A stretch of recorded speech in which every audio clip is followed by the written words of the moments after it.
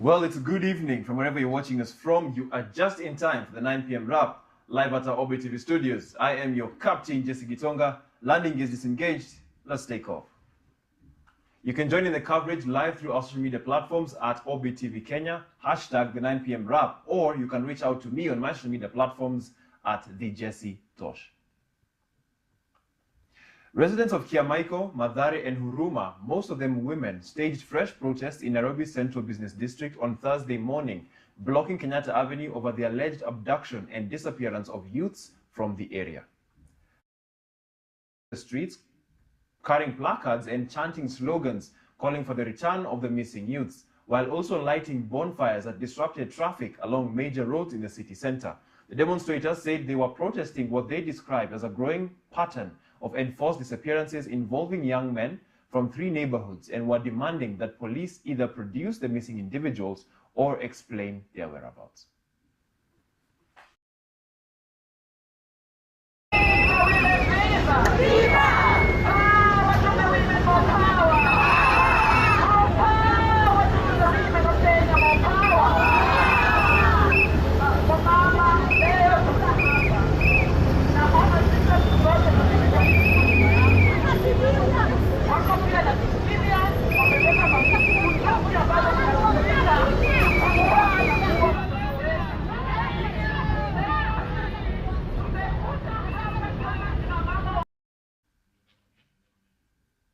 President William Ruto has directed private security companies to pay their employees the legally required minimum wage and ensure all statutory deductions are remitted.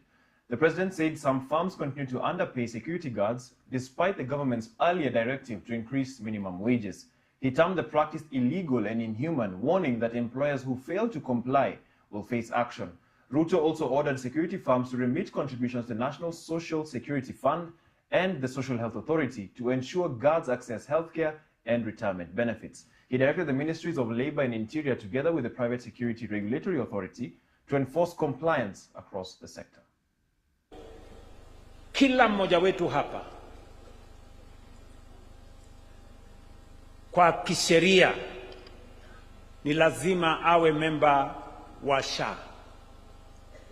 Ndio ukikuwa mgonjwa, serikali ya Kenya iweze kukulipia gharama ya matibabu.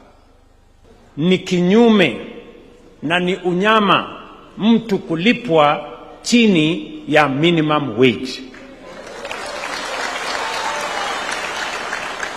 Kwa hivyo, our good friends in the private security space, the regulator is here, the Ministry of Interior is here, the Ministry of Labor is represented. We must work collaboratively, working together to ensure that every security company operates within the parameters of the law. President William Ruto has directed all government agencies to remove the terms watchmen and guards from official records, saying they are colonial, degrading, and do not show respect to private security officers. Speaking at State House during a meeting with the PSOs, Nairobi, the president said all government laws, regulations, and wage orders will be amended to recognize them as private security officers.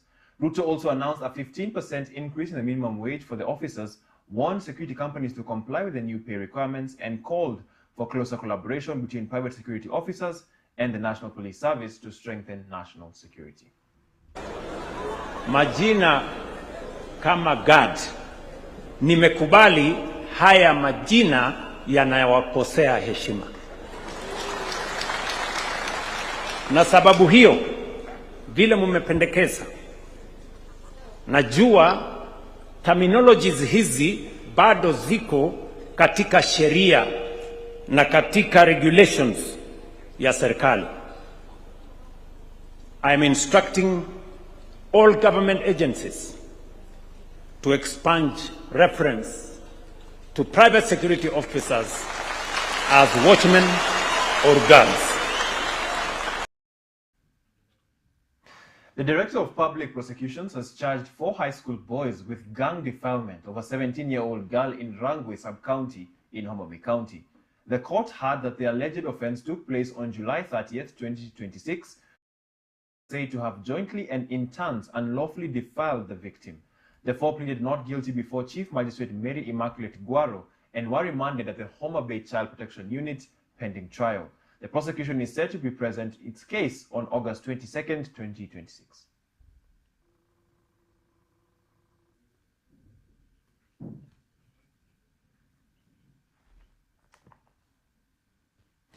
Young people have been urged to take an active role in shaping government policies, seek leadership positions, and take advantage of opportunities available to them.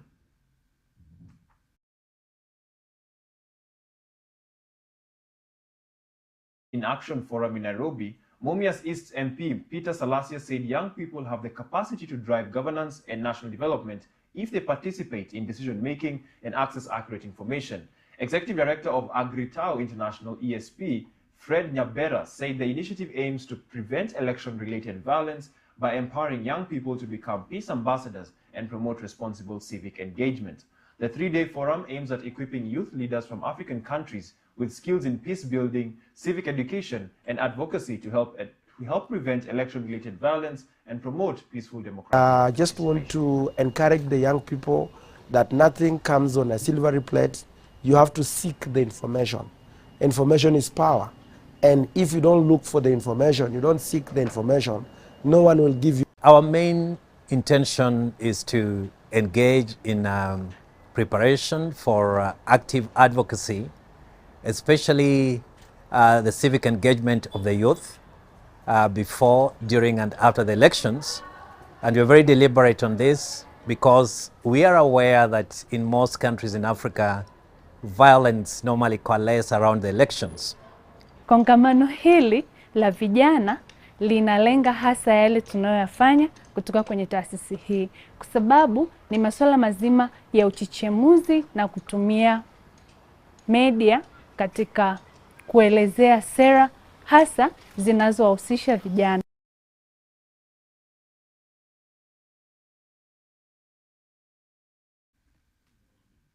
Well, that story gives room for a short commercial break, but don't forget, don't go anywhere. We'll be back with more.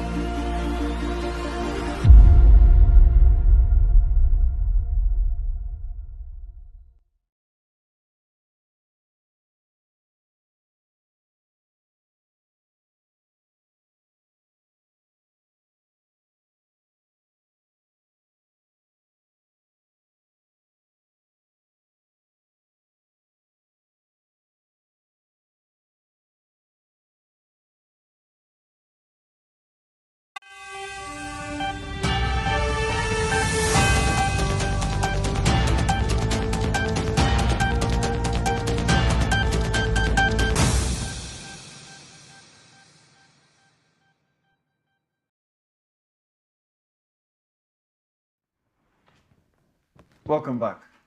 Jubilee Party flag bearer Fred Matiang'i has called for fairness in the recruitment of teachers, alleging that some employment letters are being sold, denying qualified applicants the opportunity to secure jobs.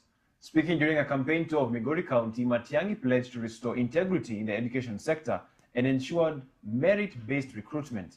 Kisii Senator Richard Onyonka and Jubilee Deputy Party Leader Jeremiah Kioni backed the call, saying the party would continue mobilizing support for presidential candidate Matiang'i bid. Mimi nawaomba, nikiomba kura so that we also hold you into account. It will not happen when I'm responsible. It will not. Fairness, meritocracy and justice. Watu waandikwe, wale wanatishia kuandika. Ile mjumbe anapewa mabarua kwa mvuko, anaanza kutisha watu hapa kijiji, eti yeye ndiye anaandika watu. Na wengine wanaongana kulipa. Hiyo pesa unaombwa eti uende kulipa watu. Ninakuwa advise hivi. Haitakusaidia na hata watoto wako hawezi kufaulu kwa sababu hiyo madhara. Tuamini justice, tuamini meritocracy. kila mtu apate haki yake. Sisi zote ni Wakenya. Ni mahali ambako kuna watu vijana, wasichana na ambao wamesoma, lakini kupata nafasi ufanye kazi kama mwalimu vile mlivyosoma, lazima kijana auze shamba, wachukue pesa ya shamba wapelekee wale jamaa, ndio barua itokee. Nataka uongozi mzuri, mtoto maskini apate nafasi asome, aje kusaidia wale wengine.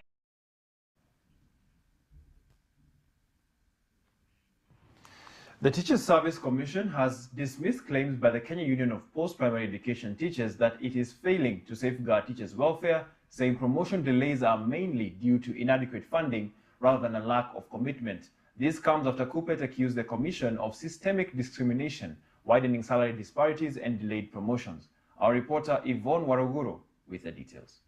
Speaking in Thika, TSC Acting Chief Executive Officer Evelyn Mitei stated that teachers' promotions are guided by career progression guidelines and funding availability, highlighting the planned promotions of over 34,000 teachers this year following a 2 billion shillings allocation. Promotion of teachers is an issue that the Commission handles year in, year out. But what I want to tell our teachers, promotion is based on career progression guidelines. What teachers need to understand is that promotions happen based on availability of funding. So the delay is not because the Commission is delaying with the exercise, but sometimes the funds are not available. Okay? This year, the President has been magnanimous to give us 2 billion for promotions. We've already advertised those vacancies.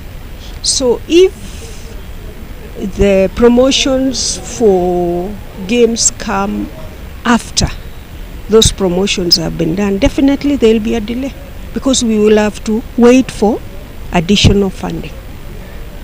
So our main challenge is funding. It's not a deliberate delay. For the 2 billion we were given, we are promoting 34,016 teachers. Mitei also reiterated that participation in co-curricular activities will continue to be recognized during promotions as education officials and sports associations call on parents to support children with disabilities in sports, to nurture talents and promote inclusion. We wish to thank the Ministry of Education for creating this chance to these learners to participate and also unlock their potentials so that they can see a future in being in schools. We are happy that all the children here are catered for by the government. All the coaches and all the referees are being taken care of by the government and the house parents. And we appreciate that our special needs learners are getting recognition, and very good recognition that will help them get to the pathways of CBE curriculum.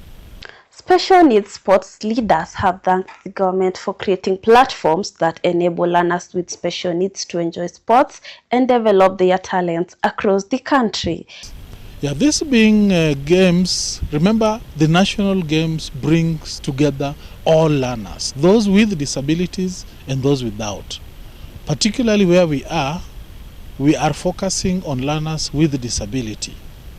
And it is important to let the country know, especially those parents and guardians who might not know that there is an opportunity for children with disabilities to go to school just like their peers without disability, so that they are also able to learn and develop their talents, so that they can also meet their age mates, their peers, and they can also develop the different talents that they might have. This country needs that kind of talent, and there are several sports and games engagements that these children can pursue even beyond the level of the country. Yvonne Waruguru, Obit TV.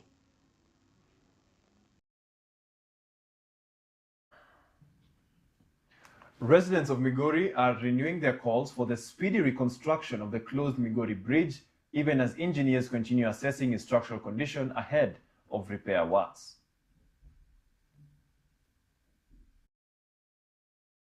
The Migori Town Bridge, which was closed in February after floodwaters weakened its structure, remains a major concern for residents and traders. The closure has disrupted transport along the A1 highway, affected businesses, and forced motorists to use dusty alternative routes. However, civil society leaders say engineers are already on site conducting a second feasibility study to determine the way forward before reconstruction can begin. Hii daraja iko na shida. Yule ambaye amesimamia fedha ambaye ni John Mbadi amekuwa akisema kila wakati akikuja hapa Migori ya kwamba daraja inatengenezwa na ya kwamba pesa zimetengwa milioni 124 ya kutengeneza daraja. Tunataka hii daraja itengenezwe, siwe ni mambo tu ya siasa. Informed that the engineers are there today. They have even called when we were here, saying that they are doing a second level feasibility study to check on which phase to begin with. Meanwhile, the other footbridge behind St. Joseph Hospital is ongoing, and this is the reason why the slow of the main bridge has taken place. Two, we were tasked to do some measures. There are those we have undertaken, like putting up diversions, doing repairs on some of the areas. Our roads director, Engineer Elfas, has done some repairs and on feeder roads. The dust was raised by some border groups, and we have taken note. I hope it is going to be taken care of, because if we don't do the issue of the dust, communicable diseases will follow up. Well, we have arrived at our destination. Hope you enjoyed the flight. I have been your one and only Captain Jesse Gitonga. Thank you for tuning in. Have a good night. Oh, and don't forget, and now